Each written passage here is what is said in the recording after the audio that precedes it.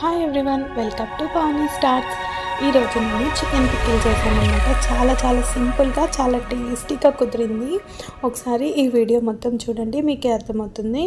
ముందుగా నేను చికెన్ని నీట్గా క్లీన్ చేసుకొని బోన్లెస్ చికెన్ తీసుకున్నాను 1 kg. అందులో పసుపు ఉప్పు వేసి మిక్స్ చేసుకున్నాను అనమాట. ఇప్పుడు ఆయిల్ని హీట్ చేసుకోవాలి మనము.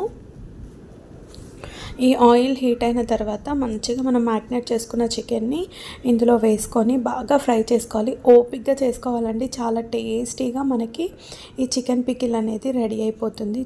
చాలా బాగుంటుంది.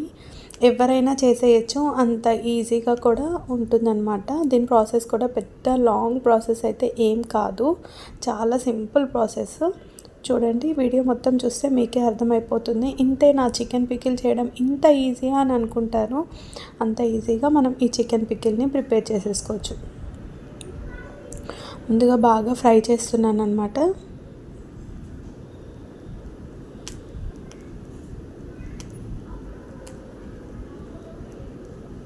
చూడండి, చక్కగా ఫ్రై అయిపోయాయి.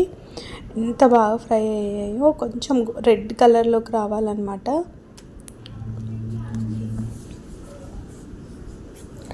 ఫ్రై చేసేసుకొని ఇప్పుడు మనం ఇంకొక బౌల్లోకి వేసేసుకుందాం. మొత్తం అంతా చికెన్ని ఇలానే ఫ్రై చేసుకుందాం.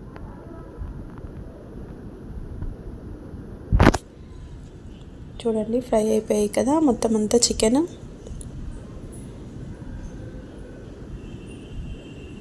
ఇప్పుడు మనం ఇందులో అల్లం వెల్లుల్లి పేస్ట్ ఆయిల్లో వేసేసి, కొద్దిగా ఆయిల్ తీసేయాలండి.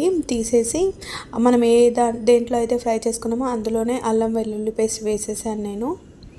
బాగా పచ్చివాసన పోయేంత వరకు ఫ్రై చేసుకోవాలి. అలానే గరం మసాలా, హోమ్మేడ్ గరం మసాలా వేసుకోవాలండి, చాలా బాగుంటుంది.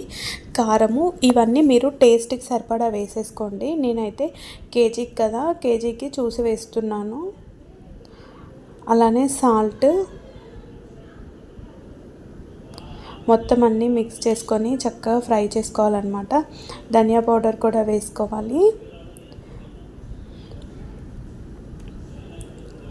కాస్త ఆయిల్ ఎక్కువ ఉంటేనే మనకి మంచిగా స్టోర్ ఉంటుందన్నమాట. ఎలా అయినా 6 months వరకు కూడా ఉంటుంది ఈ చికెన్ పికిల్. చాలా బాగుంటుంది.